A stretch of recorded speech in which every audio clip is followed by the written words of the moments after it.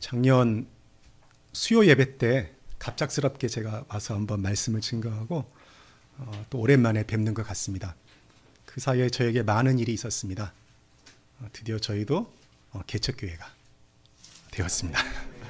올 2월 첫째 주에 더 모자이크 교회를 개척하여서 지금까지 오면서 강야 소리 교회와는 혈맹 관계가 되었습니다. 먼저 걸어가신 여러분들의 그 수고와 노고들을 기억하며 또 그 눈물들을 생각하면서 같이 가고 있고요. 여러분들이 하셨던 그 아름다운 경험들이 저희에게 큰 도전과 격려와 위로가 되고 있습니다. 오늘 저는 요한복음 15장 1절부터 6절까지의 말씀을 가지고 참 포도나무에 붙어있는 가지의 행복이라는 제목으로 말씀을 나누려고 합니다.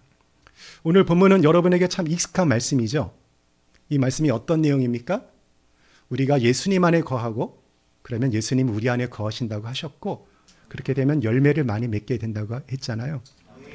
그런데 이 말씀이 우리에게 축복의 말씀인데 이 말씀을 접할 때 늘 마음이 편한 것만은 아닙니다. 왜 그렇습니까? 우리가 하나님 앞에서 열심히 신앙생활을 하고 하나님이 기뻐하시는 열매를 돌려드리고 싶지만 여전히 남아있는 우리의 죄된 속성과 연약함 때문에 그렇죠? 우리가 열심히 생활하지 못할 때가 있고 또 교회를 잘 섬기지 못할 때도 있고 또 가정에서 생활할 때 우리의 성질이 아직 죽지 않아서 불쑥불쑥 튀어나올 때가 있잖아요. 그런 모습을 보게 되면 혹시 이러다가 나도 포도나무에서 떨어져 나가는 가지가 되지 않을까? 그런 생각을 할 수가 있을 것 같습니다. 그렇게 되면 우리 마음이 좀 불안하고 두려움이 생기는 것이 사실입니다. 게다가 이 말씀을 가지고 하는 그런 가르침과 설교를 들어보게 되면 여러분 지금 신앙생활 잘하셔도 나중에 열매를 맺지 못하면 가지가 꺾일 수 있습니다. 그러니까 긴장 풀지 마시고 열심히 신앙생활 하십시오. 라는 그런 말씀을 한두 번은 들어보았을 거예요.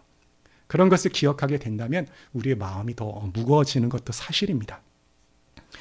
그렇다면 우리는 예수 그리스도를 믿고 구원을 받은 이후에 혹시 열매를 맺지 못하면 포도나무로부터 떨어져 나가는 가지가 될 수 있다는 그런 불안감을 가지고 신앙생활을 해야 하는 것일까요?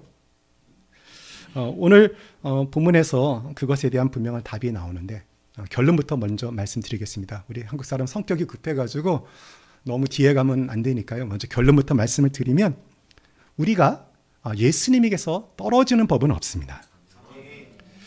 그렇다면 자연스럽게 질문이 나오죠.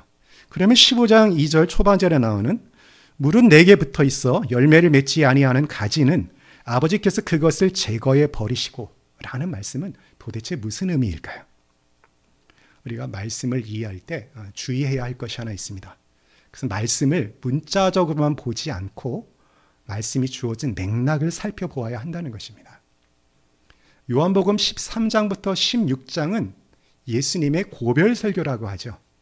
그래서 오늘 15장의 말씀은 13장과 14장에서 예수님이 주신 말씀에 근거하여서 그 연속선상에서 이해를 해야 합니다. 13, 14장에 어떤 일이 있었습니까? 예수님께서 이제 곧 아버지께로 떠날 날이 가까웠음을 제자들에 알리죠. 그러자 제자들이 어떻게 돼요? 자신들의 인생을 걸고 예수님을 쫓았는데 자신들을 떠난다고 하니까 완전히 멘붕 상태에 빠집니다. 그리고 홀로 남겨질 것에 대해서 두려워하고 불안해합니다. 그러자 예수님께서 그들을 어떻게 위로하십니까? 예수님께서 아버지께로 가는 것은 제자들을 위한 또 우리들을 위한 처소를 예비하러 가는 것이고 또 우리를 고아와 같이 버려두지 않고 성령을 보내셔서 성령께서 예수님 대신에 우리와 함께 하신다고 그렇게 말씀을 하시고 위로를 하세요. 그런 위로의 연속선상에서 지금 오늘 말씀이 주어지는 것입니다. 그러므로 너희 중에 내게 붙어있어 열매를 맺지 못하는 가지는 아버지께서 제거해 버리실 것이다. 이 말은 우리에게 어떤 경고를 하고 경계를 주기 위해서 주신 말씀이 아니라 위로의 차원에서 주어졌다는 것을 우리가 기억을 해야 할 것입니다. 실제로 지금 이 말씀을 듣는 사람들이 누구죠? 11명의 제자입니다. 가룟 유다는 요한복음 13장에서 이미 자기가 할 일을 하러 나가버렸어요. 이 11명의 제자가 다 어떻게 되죠? 예수님을 위해서 순교하고 헌신을 합니다. 그걸 모르셨겠어요? 그렇기 때문에 이 말씀은 결코 너네가 열매를 맺지 못하면 가지가 포도나무 예수님께서 떨어져 나간다. 그런 말씀이 결코 아닙니다. 그러면 이 말씀은 어떤 의미일까요? 우리는 매 이 말씀에 대해서 때로 걱정하고 불안하는 것으로 오해하며 이해를 하게 될까요? 그것은 한 단어의 번역에 있습니다. 그 단어가 바로 제거해 버리시고란 단어입니다. 이 제거하다는 단어가 헬라어로 하면은 그 아이로라는 단어가 있는데 그 단어를 번역한 거예요. 근데 그 단어에는 두 가지 뜻이 있습니다. 하나는 제거하다는 뜻이 있고 또 한 가지는 들어 올리다는 뜻이 있어요. 제가 믿기로는 제거하다는 의미로 해석하기보다는 들어 올리다는 의미로 해석을 해야 한다고 생각을 합니다. 그렇게 될 때 이 말씀은 어떤 것이냐면 가지가 너무 길어가지고 또 무거우면 땅에 쭉 처지잖아요. 그럼 열매를 맺지 못합니다. 땅에 질질 끌리는 가지가 혼자서 위로 올라갈 수가 없는데 그것을 농부이신 하나님께서 열매를 맺게 하려고 다른 자리로 들어 올린다는 말씀으로 우리가 해석을 할 수가 있어요. 열매를 맺게 하기 위해서 열매를 맺지 못하는 가지를 제대로 보호를 하시는 것이죠. 저 여러분에게도 그런 때가 있지 않습니까? 인생을 살다 보면 정말로 자신의 힘으로는 어떻게 빠져나갈 수 없어서 좌절하고 절망 속에 빠져 있는데 한참 지나 보니까 그 터널을 빠져나왔어요. 나의 힘과 능력으로 빠져나온 것이 아니고 누구의 힘으로 빠져나왔습니까? 우리 주님의 은혜로 빠져나왔던 경험들을 좀 인생을 좀 지극히 사신 분들이라고 한다면 한두 번씩은 경험을 해보셨을 것입니다. 바로 우리 아버지께서 우리를 그 맨 바닥에서 들어 올리시는 것입니다. 그런데 하나님의 은혜는 열매를 맺지 못하는 가지에게만 주어지는 것이 아니에요. 열매를 맺는 가지는 어떻게 한다고 했습니까? 더 열매를 풍성히 맺게 하기 위하여 가지를 깨끗게 한다고 하셨습니다. 우리가 이 세상을 살다 보면 세상의 더러움과 세상의 죄의 영향을 받을 수가 있어요. 그렇게 되다 보면 어떻게 됩니까? 참 포도나무에 붙어있는 가지도 곤충이 앉으면 생채기도 나고 해충도 앉고 거기 또 분비물도 묻어서 그것이 너무 많아지게 되면 열매를 제대로 맺을 수가 없죠. 그러면 솜씨있는 농부는 어떻게 합니까? 그래서 물로 깨끗하게 해줍니다. 그래야 풍성한 열매를 맺게 돼요. 바로 우리가 세상의 죄와 세상의 더러움으로 우리 포도나무이신 예수 그리스도의 생명력을 공급받지 못할 때 예수님께서 우리를 깨끗게 하셔서 우리 삶 가운데 열매를 맺게 하신다는 것이 바로 15장 2절의 말씀입니다. 그러므로 이 말씀은 우리에게 경고를 하기 위해서 우리를 겁주기 위해서 주시는 말씀이 아니라 우리에게 격려하고 위로를 주기 위해서 하신 말씀입니다. 목사님들이 가끔가다 이것을 협박하는 용도로 사용하시는 경우가 있는데 그것은 의도는 선하시지만 사실은 본문에 충실하지는 않은 것이라고 저는 개인적으로 이해를 하고 있습니다. 그렇다면 한 구절이 더 남죠. 15장 6절이요. 거기도 어마무시한 말씀이 있습니다. 뭐라고 되어 있습니까? 사람이 내 안에 거하지 아니하면 가지처럼 밖에 버려져 마르나니 사람들이 그것을 모아다가 불에 던져 사르느니라. 이거 앞에 것보다 조금 더 충격을 줄 수 있는 말씀으로 그렇게 보입니다. 여기서 사람은 누구를 가리킬까요? 사람은 신자를 가리킵니다. 왜냐하면 예수님 안에 거하는 것에 대해서 이야기를 하죠. 예수님 안에서 거하는 것은 예수님과 교제하는 것인데 믿지 않는 사람이 예수님과 교제할 수는 없잖아요. 그렇기 때문에 이 말씀은 듣는 대상이 신자에게 주어진 말씀으로 우리가 이해를 해야 합니다. 그런데 이 말씀의 의미는 신자가 예수님 안에 거하지 않으면 던져버림을 당한다는 거예요. 누가 던집니까? 하나님께서 던져버리신다는 거예요.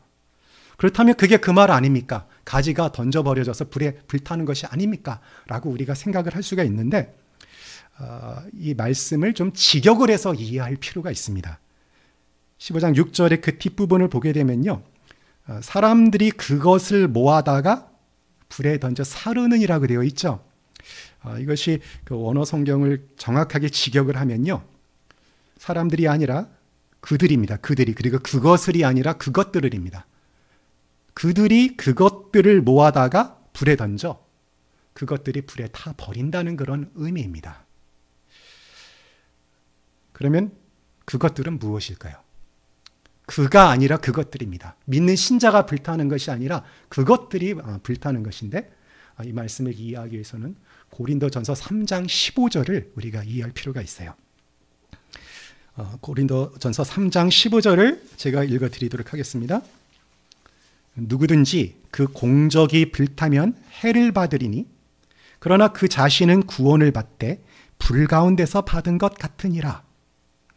이 말씀은 마지막 날에 일어날 일에 대해서 이야기를 해주고 있습니다. 마지막 날에 우리가 하나님 앞에서 우리가 이 세상에서 살면서 행한 모든 행적들, 모든 공적들이 불에 던져집니다. 그러면 하나님께서 받으실 만한 것은 그것이 더 정련되어서 금이 더 깨끗해져서 하나님께 영광 드리는 것으로 나타나게 되고요. 하나님께서 받으실 만하지 못한 그런 행실들, 그것들은 다 불타서 없어집니다.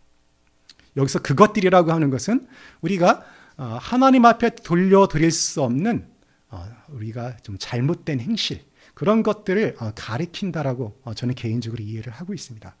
하나님께서 저 여러분에게 이 세상을 살아가면서 필요한 것들을 주시죠. 은사를 주시고 또 우리에게 인생의 기회들을 주십니다. 때로는 물질도 주십니다. 그런데 하나님께서 우리에게 주신 그것들을 우리가 제대로 선용하지 못하고 그것을 주님의 영광을 위해서 사용하지 못하고 나만의 욕심을 위해서 사용한다고 한다면 나중에 보면 하나님께서 그 주셨던 기회와 물질과 은사를 거두어 가십니다. 그것이 바로 던져버린다는 그런 의미예요.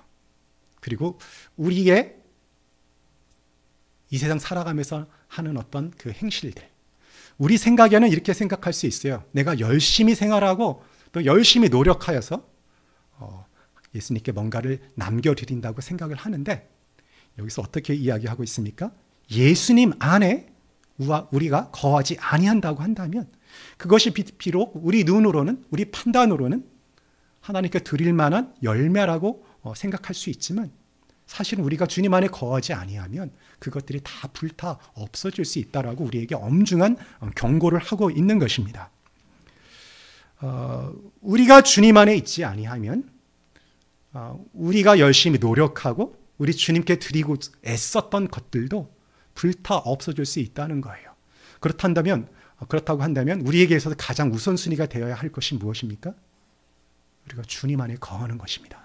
그것이 우리에게 제일 먼저 다가와야 할 일이고 우리의 삶에서 가장 우선순위에 서야 할 일입니다. 봉사와 섬김과 자신의 삶의 현장에서 주님의 말씀대로 사는 것은 아름다운 일이나 우리가 예수님 안에 거하는 것이 전제되어 있지 않는다고 한다면 하나님 앞에서는 의미가 없는 것이라는 그런 의미입니다. 물론 우리의 그런 잘못된 행실들이 불타 없어지지만 그 사람은 어떻게 된다고 그랬죠? 구원을 얻는다고 이야기되어 있어요. 열매가 없는 인생이라도 예수 그리스도를 믿는 사람은 구원을 받습니다. 로마서 8장 38절과 39절, 하나님이 저와 여러분에게 주신 그 구원의 은혜를 그 어떤 것도 끊을 수 없다라고 바울 사도가 고백을 하고 있죠. 내가 확신하노니 사망이나 생명이나 천사들이나 권세자들이나 현재일이나 장래일이나 능력이나 높음이나 깊음이나 다른 어떤 피조물이라도 우리를 우리 주 그리스도 예수 안에 있는 하나님의 사랑에서 끊을 수 없느니라고 하셨습니다. 이 말씀을 여러분들의 소중한 믿음 안에 간직하시기를 주님의 이름으로 축원합니다. 그러나 우리가 주님 앞에 섰을 때 열매 없이 서는 것은 너무 좀 부끄럽고 그분께서 우리에게 주신 사랑과 은혜를 생각하면 죄송한 일이죠. 그렇기 때문에 우리가 주님 앞에 섰을 때 드릴 열매가 있게 하기 위해서 늘 주님 안에 거하는 일에 힘써야 할 것입니다. 워낙 15장 2절과 6절에 대한 오해가 많아서 사실은 핵심 구절인 4절을 많이 다루어야 하는데 좀 자세히 우리가 생각을 해보았습니다. 우리는 예수님에게서 끊어질 것을 염려할 필요가 없죠. 그렇죠? 그러니 우리에게 허락된 구원의 확신 속에서 안심하시고 기뻐하시기 바랍니다. 이제 드디어 오늘의 핵심 구절을 살펴보도록 하겠습니다. 15장 4절을 함께 읽도록 하겠습니다. 시작. 내 안에 거하라. 나도 너희 안에 거하리라. 가지가 포도나무에 붙어있지 아니하면 스스로 열매를 맺을 수 없음 같이 너희도 내 안에 있지 아니하면 그러하리라. 아멘. 이 구절 속에 우리가 이 세상을 살아가면서 어떻게 열매를 맺을 수 있는지, 어떻게 우리가 예수 그리스도를 닮아가면서 성숙할 수 있는지 하나님께서 정하신 조건이 제시되어 있습니다. 그 조건이 무엇입니까? 우리가 예수 안에 거하는 것입니다. 신자는 열매 맺기 위해서 많은 일을 할 필요가 없어요. 봉사와 헌신이 귀한 일이지만 우리가 열매 맺는 유일한 조건은 무엇입니까? 예수 안에 거하는 것입니다. 그러면 어떻게 돼요? 우리가 그분 안에 있게 되면 하나님께서 우리에게 열매를 맺게 하는 것입니다. 물론 우리 신자가 이 열매를 맺는 일, 그 예수님을 닮아가는 일에 고속도로만을 달려가지는 않아요. 우리가 예수님 안에 있는다고 하더라도 때로는 우리가 넘어지기도 하고 쓰러지기도 하고, 그렇죠? 참포도나무에 붙어있는 가지에 곤충이 와서 생채기도 내고 해충도 있고 분비물도 묻는 것처럼 우리도 그런 경우들이 있습니다. 그러나 이런 불순물이 묻는다고 하여서 예수 그리스도 안에서 저와 여러분이 얻은 그 순수한 영적 상태, 하나님 앞에서 흠이 없는 의로운 그 상태에는 일절 조금도 영향을 줄 수가 없습니다. 우리는 법적으로 예수 그리스도께서 하신 그 사역 때문에 하나님 앞에서 완벽한 존재인지 믿으시기 바랍니다. 우리가 실존적으로 죄를 짓지 않는다는 말이 아니라 하나님 앞에서 예수 그리스도 때문에 저 여러분이 완전한 존재인 것을 믿음으로 붙드시기 바랍니다. 그래서 우리 주님께서 이렇게 15장 3절에서 말씀을 하십니다. 너희는 내가 일러준 말로 이미 깨끗하여졌으니. 베드로가 온몸을 다 씻겨달라고 하였을 때 예수님께서 하신 말씀이 기억이 나시죠? 너희는 이미 목욕을 하였기 때문에 발만 씻으면 된다고 말씀을 하세요. 우리는 이미 예수 그리스도의 거룩한 말씀으로 목욕을 한 신분인 줄 압니다. 그러므로 저와 여러분이 살아가면서 원치 않게 죄를 졌을 때 해야 할 일은 목욕을 하는 것이 아니라 발을 씻는 일입니다. 그것이 무엇입니까? 우리의 죄를 주님 앞에 나아가 솔직하게 고백하고 그 길로부터 돌이키겠다고 고백하는 회개입니다. 발만 씻는 되는 것이기 때문에 그것이 얼마나 큰 은혜인 줄 모르겠습니다. 신자가 열매 맺는 과정은 근본적으로 우리가 열매를 맺는 일을 주도하는 과정이 아니라 하나님께서 그 열매 맺는 과정을 주도하십니다. 우리가 스스로 아무리 열매를 맺어야지라고 각오를 하고 노력을 하고 결단을 하고 잠 안 자고 애를 써도 우리 스스로는 열매를 맺을 수가 없어요. 그래서 15장 3절 후반절에 가지가 포도나무에 붙어있지 아니하면 스스로 열매를 맺을 수 없음 같이 너희도 내 안에 있지 아니하면 그러하리라고 말씀을 하신 것입니다. 우리가 열매를 맺을 수 있는 유일한 조건은 우리 주님 안에 거하는 것입니다. 참포도나무에 가지가 붙어 있게 되면 가지가 열매를 맺죠. 왜 그렇습니까? 포도나무의 그 생명력이 가지에게까지 전달되기 때문에 그렇잖아요. 우리가 예수님에게 참 포도나무이신 예수님께 붙어 있으면 예수님의 그 영적 생명력과 능력이 우리에게 전달되어져서 우리가 생명력 있는 그리스도인으로 살아갈 수 있고 또 그분께서 주시는 능력으로 이 세상에서 승리하는 삶을 살아갈 수가 있습니다. 그런데 간혹 어떤 분들이 착각을 하세요. 우리가 열심히 봉사하고 헌신하고 자신의 직장에서 열심히 일을 하면 그것을 가지고 하나님께 아름다운 열매를 드릴 수 있다고 생각을 합니다. 그런 생각은 귀한 생각이에요. 왜냐하면 주님께 드리고자 하는 마음들이 있기 때문에. 그렇지만 이 열매 맺음이라고 하는 것은 본질적으로 우리의 행위의 문제가 아니라 관계의 문제입니다. 우리가 예수님과 어떤 관계를 맺느냐가 전제가 되어서 올바른 관계를 맺게 되면 그 관계의 결과, 우리의 행위 속의 열매로 나타나는 것입니다. 이 원리를 우리가 정확하게 이해할 때 우리 삶에서 무엇에 힘을 써야 하는 줄을 분간할 수가 있습니다. 우리가 만일 예수님 안에 있지 않은 상태에서 정말로 열심히 노력해서 이룬 어떤 아름다운 것들, 우리 눈에 보기에는 화려하고 아름답고 주님께 드릴 만한데 그것이 나중에 어떻게 된다는 거예요? 불테스트 앞에서 다 불살라 사라진다는 것입니다. 우리가 그런 삶을 살지 않도록 주님 안에 늘 붙어 있어야 하겠습니다. 그렇다면 우리가 주님 안에, 예수님 안에 거한다는 의미를 좀 더 깊이 살펴보도록 하겠습니다. 우리 바울 서신을 읽게 되면 많이 접하는 그 표현 중에 하나가 주 안에, 그리스도 안에라는 표현이 있습니다. 이 주 안에라는 말하고 주님 안에 거하는 것하고 우리가 좀 구분을 해야 합니다. 주님 안에 있다는 말은 무엇이냐면 우리가 예수 그리스도를 주와 그리스도 영접할 때 우리가 어떻게 되죠? 그분께서 십자가에서 이루신 그 모든 행적, 그분의 전 생애를 통해서 하나님 앞에 온전히 순종한 그 모든 그 공적이 우리에게 전달되죠. 우리에게 전가되죠. 그래서 우리가 하나님 앞에 어떤 존재로 섭니까? 의로운 존재로 서게 되잖아요. 그렇죠?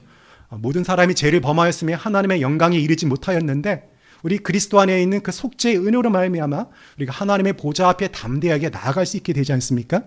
그것이 바로 우리가 믿는 순간 즉각적으로 일어나는 예수 안에 있게 되는 것입니다. 그것을 좀 고급스러운 말로 그리스도와의 연합이라고 이야기를 하죠. 그래서 예수 안에 있게 되는 일은 우리가 믿을 때 한 번에 일어나고 그것으로 완성이 됩니다. 그러나 우리가 예수님 안에 거하는 일은 지속적으로 계속적으로 우리가 주님 앞에 설 때까지 있어야 하는 그런 일입니다. 그렇다면 우리가 예수님 안에 거한다는 의미는 무엇일까요? 그것은 예수님께서 우리를 위해 행하신 일에 대해서 확신을 하고 그분 앞에 우리가 나아가 그분을 만나고 알고 그분을 누리고 그분을 기뻐하는 것입니다.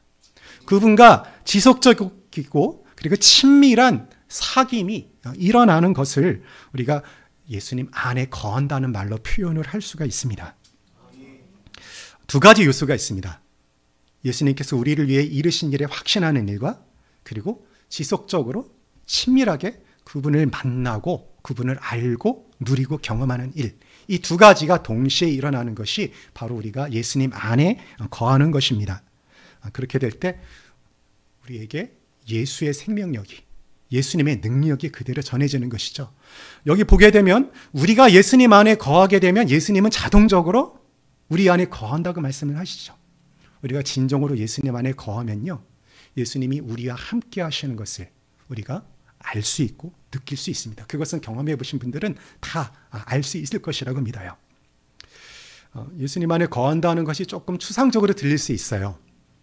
그리고 그분과 친밀한 사귐을 나뉜다는 것이 조금 추상적으로 들릴 수가 있습니다. 그것을 우리가 어떤 사랑하는 사람과 나눴던 그 관계, 아직 사랑 못하신 분도 있죠. 그치? 아직 그 미성년자인 형제도 있을 텐데, 그렇죠? 그러면 사랑을 못 해볼 수 있는데 가장 친한 친구와의 한번 우정을 생각해 보면 됩니다. 우리가 어떤 사람을 사랑하게 되면 어떻게 되죠? 그 사람과 같이 있게 되고 싶어 합니다. 그리고 함께 있고 싶어 합니다. 집사님, 그거 과거가 아니라 현재 진행형이죠? 제가 아내하고도 그랬었어요. 저는 아내를 사귀고 나서 결혼식 하는 날까지 하루도 안 만난 날이 없습니다. 이웃집이어서가 아니었고요. 제 집은 삼본이었고 아내 집은 화곡동, 제 직장은 예술의 전당, 아내 직장은 목동이었습니다. 그리고 영어를 가르치는 일을 해서 주로 밤 11시에 끝났어요. 그럼 제가 좀 일찍 끝나면 기다렸다가 이제 목동으로 가서 픽업을 하고 집 앞으로 가서 그 집 앞에 있으니까 안심하라고 하고 새벽 3시, 4시까지 차 안에서 이렇게 웅크리고 앉아서 무슨 얘기가 그렇게 하고 싶은 게 많은지 이야기하고 또 이야기해도 알고 싶고 그랬었습니다. 이런 마음이 바로 예수님에 대해서 친밀하게 사귄다는 그런 것과 상당히 유사하다고 저는 개인적으로 생각을 합니다. 여러분들은 그런 마음으로 예수님 안에 거하시기를 원하십니까? 그렇다면 우리가 어떻게 하여야 예수님 안에 거할 수 있는지 좀 적용 포인트를 좀 구체적으로 살펴보도록 하겠습니다. 조금 전에 말씀드렸지만 저와 여러분에게 예수 그리스도 안에서 허락된 구원의 확신 속에 거하십시오. 세상의 그 어떤 것도 그 누구도 우리를 우리 주 그리스도 예수 안에 있는 하나님의 사랑에서 끊을 수가 없습니다. 그러므로 우리에게 주어진 그 구원의 확신 속에서 안심하시고 그 어떤 것도 여러분의 마음을 불안과 걱정으로 흔들게 허락하지 마십시오. 우리에게 무슨 자격과 조건과 능력과 공로가 있어서가 아니라 예수 그리스도께서 이루신 그 일이 저와 여러분을 구원하기에 충분하기 때문입니다. 두 번째, 죄를 경계하고 혹시라도 죄를 짓게 될 때 즉각적으로 발을 씻는 자리로 나아가십시오. 회개하는 자리로 나아가십시오. 더럽고 추한 모습으로 거룩하신 하나님을, 우리 주님을 만날 수는 없는 법입니다. 오늘날 우리가 사는 시대를 포스트 모더니즘의 영향을 받은 시대라고 이야기를 해요. 포스트 모더니즘의 그 특징 중에 하나가 절대적 진리를 부정합니다. 그러다 보니까 상대적 진리를 인정하죠. 포용력이 넓어 보여요. 그렇기 때문에 잘못하는 것이 있어도 별로 상관하지 않고 너도 맞다. 그래 너도 맞아. 이렇게 돼버려요. 이런 것이 어떻게 되냐면 우리 문화이기 때문에 우리 신자들에게도 영향을 끼치게 됩니다. 그러다 보니까 어떻게 됩니까? 죄에 대한 예민함이 떨어지고요. 죄를 지어도 하나님 앞에 나가는 것을 별로 두려워하지 않습니다. 그냥 당당하게 나와요. 별 어려움 없이. 하나님 그것을 기뻐하시지 않습니다. 우리가 우리 스스로를 대비쳐야 하는 기준은 세상의 윤리 기준이 아니라 절대적인 하나님의 말씀인 줄 압니다. 거룩하신 하나님 앞에 우리가 어떤 모습으로 서 있는지 정직하게 우리를 점검하고 그러니까 주님 앞에서 우리 자신을 돌아보아야 하겠습니다. 셋째, 말씀을 통해 주님을 깊이 만나십시오. 이것을 위해서는 현대인들이 좀 포기해야 할 것이 있습니다. 왜냐하면 어떤 존재를 깊이 있게 만나기 위해서는 그만큼 시간을 투자를 해야 하기 때문입니다. SNS에 우리가 많은 시간을 빼앗기잖아요. 그러다 보니까 어떻게 해요? 주님은 만나야 되니까 차 타고 가면서 잠깐 보고 그것도 기회예요. 그런데 우리가 그렇게 잠시 다른 것에 방해를 받으면서 스쳐 지나가듯이 주님을 만나게 되면 그것이 보충적이고 보완적이면 괜찮은데 그것이 주가 되어버린다고 한다면 하나님을 깊이 있게 만나기가 힘이 듭니다. 시간이 반드시 길지는 않더라도 반드시 우리 주님만을 위한 시간을 떼어놓고 그분과 긴밀한 교제를 나눠야 합니다. 그리고 무엇보다도 그분을 정말 알고자 하는 사모하는 마음을 가지고 만나야 합니다. 그러할 때 그 따로 떼어놓은 시간이 길지 않다라고 하더라도 우리 주님께서 우리를 만나주시고 우리가 주님 안에 거할 수가 있습니다. 오늘 우리는 우리의 삶이 메마르다고 한다면, 우리 삶에 열매가 없다고 한다면 그것은 우리의 노력의 부족이 아니라 우리 헌신의 부족이 아니라 주님과의 관계에 문제가 있기 때문이라는 것을 확인했습니다. 혹시 아직까지 신앙 인격이 부족하다고 느끼십니까? 여러분의 삶과 또 우리의 사역에 열매가 부족하다고 여겨지십니까? 그럴 때 우리는 무엇을 해야 하겠습니까? 더 각오하고 계획을 세우고 노력해야 하겠습니까? 그것도 필요한 일일 것입니다. 정직하게 객관적으로 점검하는 일이 필요하지만 무엇보다도 우리가 주님 앞에 가까이 나아가서 주님 안에 거하는 일이 필요합니다. 주님 안에서 우리 스스로를 발견할 때 나머지 문제에 대해서도 해답이 보이게 될 것입니다. 우리 주님은 마르지 않은 샘과 같습니다. 그러니까 예수님 만나게 된 지 벌써 한 40년이 다 되어가는데요. 최근에 와서 예수님이 어떤 분이신지 문득문득 더 새롭게 느낍니다. 우리 주님은 얼마나 크신 분인지 평생을 알아도 우리가 죽을 때까지 알아도 그분의 그 크심을, 그분의 아름다움을, 그분의 영광을 다 깨달아 알 수가 없습니다. 만일 그 예수님의 아름다움과 영광을 깨닫는 일이 정말로 세상의 그 어떤 것보다도 깊은 일이라는 것을 경험하게 되면 우리는 결코 그 기쁨을 세상의 감각적인 것, 가볍고 경박한 것과 바꾸지 않을 것입니다. 우리 주님의 아름다움을, 그분의 영광을 우리 모두가 맛볼 수 있기를 원합니다. 주님께서 우리에게 그런 은혜를 주시기를 간절히 기원합니다. 날마다 주님 안에 거하심으로 주님 앞에 서는 그 평생 동안 주님 앞에 섬으로 우리 삶 가운데 그분을 알아가는 기쁨이 넘쳐나고 그 결과 우리가 주님 안에 거하는 결과 우리 삶에 주님이 받으실 만한 풍성한 열매를 거두어서 그것을 드릴 수 있는 저와 여러분의 삶이 되기를 주님의 이름으로 축원합니다. 아멘.